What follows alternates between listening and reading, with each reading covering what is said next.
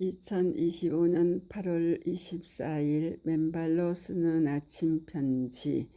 맨발로 걷는 사람과 걷지 않는 사람의 차이는 단순한 불편 여부나 한 끗 차이의 차원을 넘어 생과 사를 가르는 결정적 원인이 된다. 가로 2024년 6월 10일자 아침 편지 앵콜입니다. 가로 좋은 아침입니다.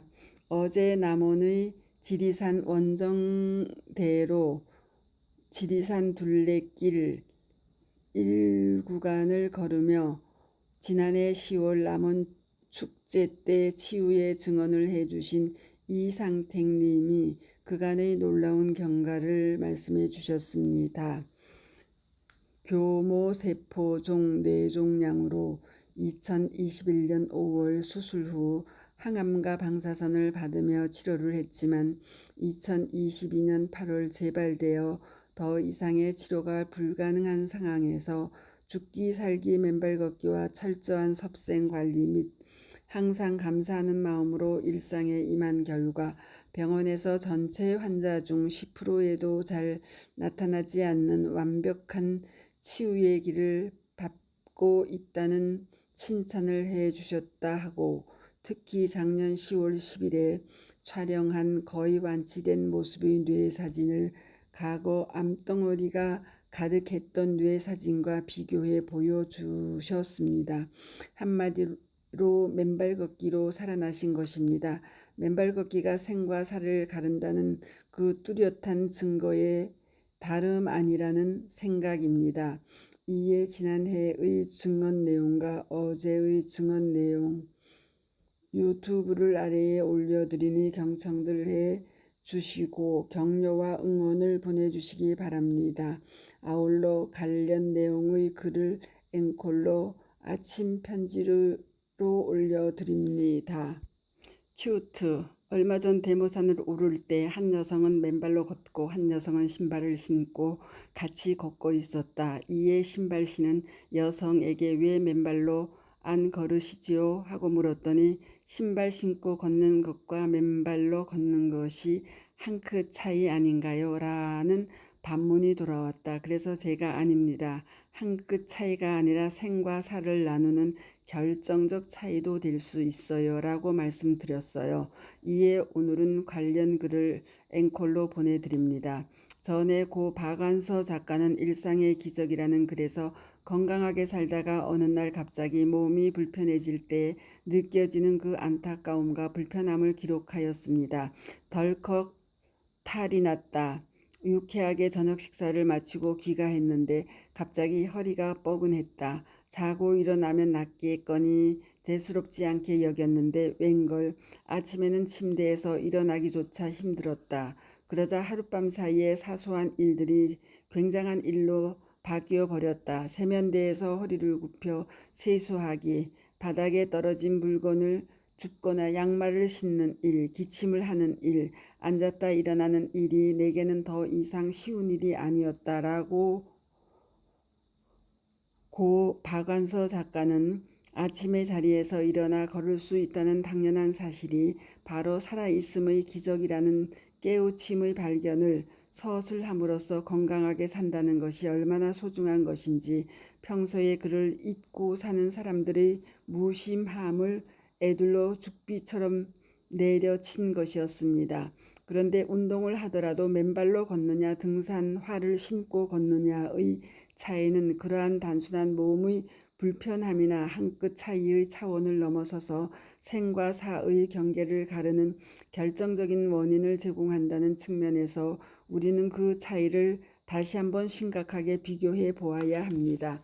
그 이유는 최근 치명적인 고통을 겪거나 죽음에 이른 주변의 사례들이 적지 않기 때문입니다. 얼마 전 가수 현미 님이 전날 대구에 공연 다녀오신 후 하룻밤 사이에 돌아가신 일이나 그 전 해에 영화 배우 강수연 님이 하룻밤 사이에 뇌동맥류로 돌아가신 일들이 다 그러합니다.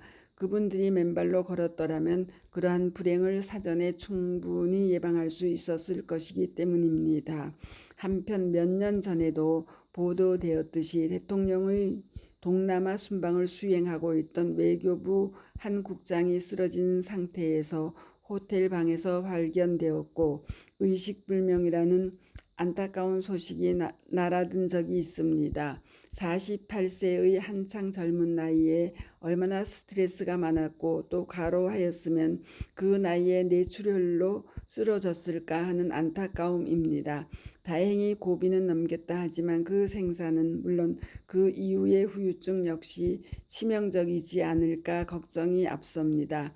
얼마 전 저희 집 근처 조옥수님의 경우는 뇌출혈 증세를 자각한 지 바로 30분 만에 병원에 도착하여 즉각적인 응급처치를 받을 수 있었고 그래서 치명적인 상황은 넘겼고 그 이후 저희와 함께 맨발로 걸어 이제 왼쪽 반신마비까지 풀려 거의 정상으로 돌아오는 행운을 거머쥐셨는데 동외교부 국장의 경우도 그러한 골든타임을 넘기지 않아 재활의 기회를 찾으실 수 있기를 우리 다 같이 기도해 드렸으면 합니다. 거기에다 그 직후 주말에 문상을 갔다가 만난 한 친구의 이야기 역시 예사롭지 않습니다. 당시 저의 고교 3년 선배가 평소 운동을 많이 하여 매우 건강하였는데 미국에 아들을 보러 가서 2주간 여행을 잘 하고 귀국하자마자 갑자기 들어닥친 찢어지는 고통을 못 이겨 병원에 입원했더니 급성백혈병이라는 진단이 나왔다는 것입니다. 일종의 혈액암이라는 것이죠. 그런데 그 분은 발병한 지 불과 2주 만에 심각한 통증으로 고통스러워하다 숨을 거두고 말았다는 것입니다. 여러분들 어떻게 생각하십니까? 그분이 평소 운동화를 신고 운동을 많이 하셨던 분인데 만약 그가 맨발로 숲길을 걸었더라면 결과는 어떠했을까요? 만약 그분이 진작 맨발로 숲길을 걸었더라면 당연히 활성산소가 매일매일 몸 밖으로 빠져나가면서 암세포의 공격을 사전에 방지할 수 있었을 것이고 설령 걸렸다 하더라도 바로 치유되었을 것입니다. 거기에다 숲길 위에 널려있는 돌멩이, 나무뿌리, 나무가지 등이 맨발 바닥을 자극하고 그에 따라 발바닥의 혈액 펌핑 기능이 활성화됨으로써 혈액이 왕성한 속도로 순환함과 동시에 깨끗이 정화됨으로써 아마도 그러한 혈액암에 걸릴 수 있는 취약한 신체적 환경 자체가 조성되지 않았을 것이라는 생각입니다. 더더욱 미국 심장의 스테판 시나트라 박사 등이 실험하여 입증한 바와 같이 숲길을 맨발로 걸으면 땅속의 음전하를 띤 자유전자가 몸속으로 들어와 적혈구의 제타전이 이를 높임으로써 그 결과 혈액의 점성을 낮추고 혈류의 속도를 높여 혈액이 왕성하게 온몸의 혈관을 흐름으로써 혈액 속에 그러한 암세포가 발견할 수 없는 상황을 만들었을 것이기 때문입니다. 결국 위 고 현미님이나 고 강수연님의 도련한 사망이나 48세 외교부 국장과 조옥수님의 도련한 뇌출혈이나 저의 고교 선배의 갑작스러운 죽음이나 이 모든 현상들이 맨발로 숲길을 걷지 않는 데서 비롯된 현대의 문명병의 일종이라는 생각을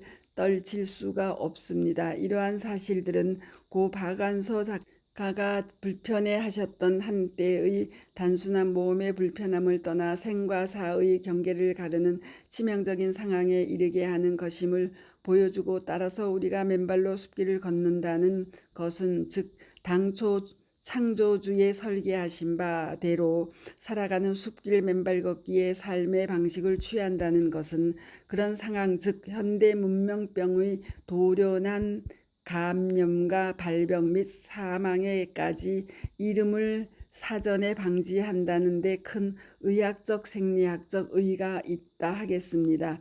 그런 점에서 우리는 매일매일의 숲길 맨발 걷기로 그러한 치명적인 문명병의 예방에 가장 효율적이고 아이디얼하게 대처하고 있다고 감히 말씀드릴 수 있습니다.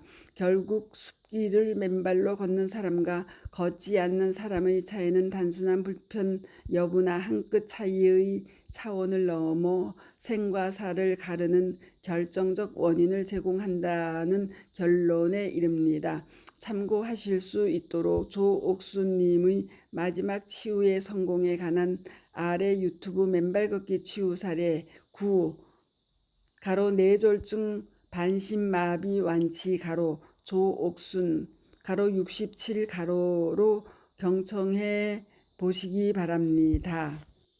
언큐트 한편 어제 지리산 둘레길 1구간 약 4.5km를 맨발로 걸으며 전 구간의 거의 대부분 길이 야자 매트로 덮여 있었고 상당 구간은 깔린 야자 매트가 낡아서 전선 줄들이 거미줄처럼 땅을 덮고 있었고 일부 구간은 최근에 새로 깐 듯 새로 깔린 야자 매트가 미끄러워 넘어질 위험을 조장하고 있었습니다. 이에 동 사실을 세상에 알리고 더 이상 우리의 어머니와 같은 산 지리산의 울울창창한 숲길들을 천연의 흙길들로 복원해 주시길 관계 기관들에게 관청하는 의미에서 유튜브에 박동창의 맨발 강의 256 야자 매트로 도배된 지리산 둘레길 1구간 대부분 야자 매트 다 낡아 전선줄이 드러나거나 새로 깔아 미끄러질 위험 노종한 길들을 천연의 흙길로 복원하라로 올려놓았사오니 경청들 해주시고 관계기관에 천연의 흙길로 복원하도록 청들을 넣어주시기 바랍니다. 감사합니다. 맨발 걷기 숲길 힐링스쿨 네이버 카페의 아침 편지입니다. 감사합니다. 스토리양입니다.